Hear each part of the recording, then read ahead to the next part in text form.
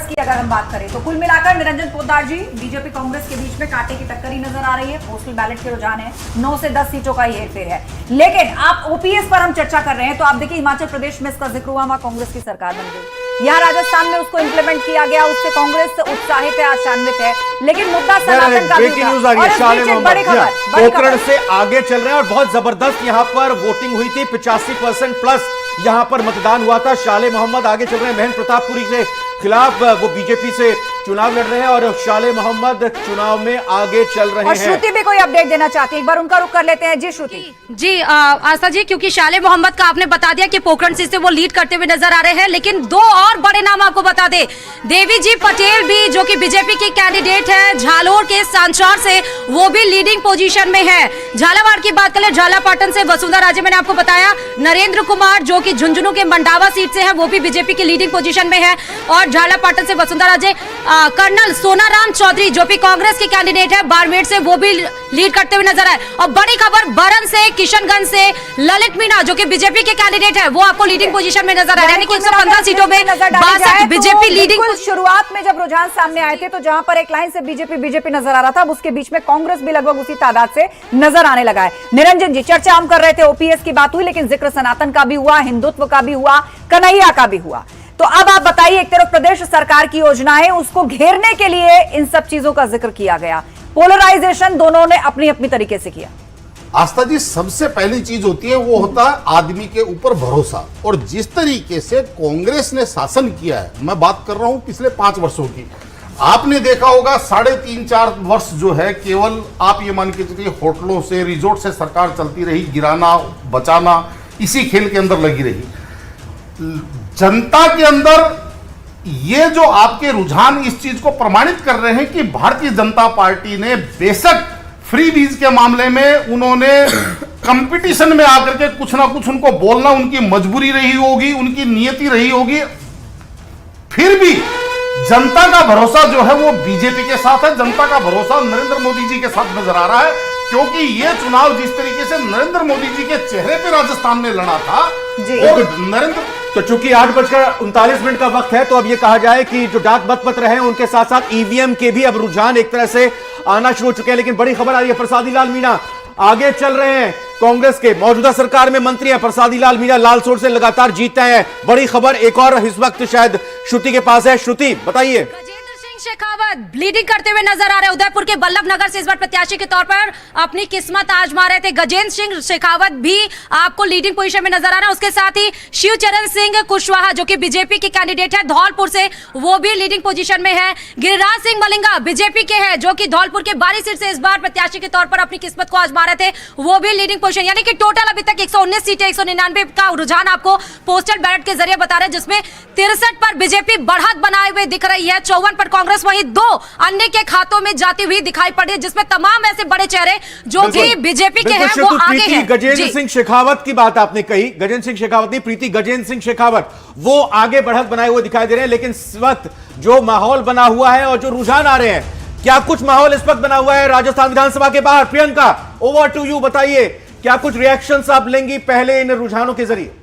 बिल्कुल बिल्कुल रविंद्र, रिएक्शंस भी आपको सुनाएंगे, क्योंकि खास मेहमान लगातार हमारे साथ जुड़े हुए हैं। विधानसभा के ठीक बाहर से लगातार मेगा कवरेज हम आपको दिखा रहे हैं। सबसे पहले कुछ और खास मेहमान हमारे साथ जुड़ चुके हैं, उनका परिचय आपसे करवा देते हैं। शैलेंद्र गुर्जर जी बीजेपी प्रवक्ता हमारे साथ जुड़ चुके हैं, साथ ही साथ मोहन डागर जी कांग्रेस से प्रवक्ता है, वो भी हमारे साथ जुड़ चुके हैं। मानाराम जी हमारे साथ मौजूद हैं, प्रवक्ता आरएलपी के। शुरुआत आपसे करते हुए शैलेंद्र जी, बढ़त बनाए हुए है बीजेपी, मिठाइयां बननी शुरू हो गई हैं क्या? नहीं, देखिए अभी Priyanka ji, it's too early to say anything, अभी प्रारंभिक रुझान है। और आपको मालूम है अभी जो मैनुअल काउंटिंग हो रही है, वो बैलेट पेपर्स की काउंटिंग हो रही है। लेकिन हमारे लिए सबसे बड़ी खुशी की बात यह है कि कांग्रेस पार्टी के कर्मचारी अधिकारियों को के दम पर सरकार बनाने की बात करती थी, तो शायद उन्हीं के ये बैलेट पेपर्स हैं, कर्मचारी हैं जो बाहर राजस्थान के बाहर जो अधिकारी नियुक्ति पर हैं, या जो सैनिक हैं जो हमारे। चलिए, प्रतापगढ़ से बड़ी खबर, विधायकों की बाड़ेबंदी की तैयारी, ये बड़ी खबर आ रही है प्रतापगढ़ से। और जो शुरुआती रुझान है आप देखिए कितना करीब है, 67 बीजेपी और 54 कांग्रेस और 2 पर अदर्स आगे। हेलीकॉप्टर की व्यवस्था की गई है, बाड़ेबंदी शुरू की गई है और ये प्रतापगढ़ से बड़ी खबर है। निरंजन पोद्दार जी, कहा जाता रहा है कि चुनाव कोई भी हो, विधायकों का छुपना, रिजॉर्ट पॉलिटिक्स, उसकी शुरुआत पहले से ही हो गई। आप देखिए एग्जिट पोल के आंकड़े जैसे ही सामने आए, वीडियो कॉन्फ्रेंसिंग कॉल करना, अचानक वीडियो कॉन्फ्रेंसिंग के लिए सबको बुला लेना, सबको इकट्ठा करना, मीटिंग्स, ये एक्सरसाइजेस चल रही हैं और अब देखिए ग्राउंड तक बात पहुंच गई। हेलीकॉप्टर, बाड़ेबंदी, ये सब शुरू हो चुका है। और सूत्रों के हवाले से खबर है बहरहाल आस्था जी, सबसे बड़ा दुर्भाग्य है लोकतंत्र का कि एक तरफ हम बात करते हैं लोकतंत्र की, एक तरफ हम बात करते हैं लोकशाही की, और दूसरी तरफ एक क्षेत्र के प्रतिनिधि को, चुने हुए प्रतिनिधि को अगर हम हाईजैक करके उसको बाड़ेबंदी करके या उसको जिस तरीके से, तो सबसे पहले मैं बार बार कहता हूं कि अगर आपको लगता है कि आपके विधायक खरीदे जा सकते हैं, आपके विधायक पलटी मार सकते हैं, तो आप स्क्रीनिंग सिस्टम ऐसा बनाइए, आप अपने साथ कार्यकर्ता ऐसे जोड़िए, टिकट ऐसे लोगों को दीजिए कि आपको लेकिन ये सब चीजें ना करनी दोनों पड़े। ही खेमों में हर पॉलिटिकल पार्टी में इस तरह से दिखता है, लेकिन ये दुर्भाग्य है कि जब अगर आंकड़े ऐसे आसपास आए तो एक स्थिर सरकार राज्य को कैसे मिले। सीधा रुख श्रुति का करते हैं, उनके पास अपडेट है। जी श्रुति।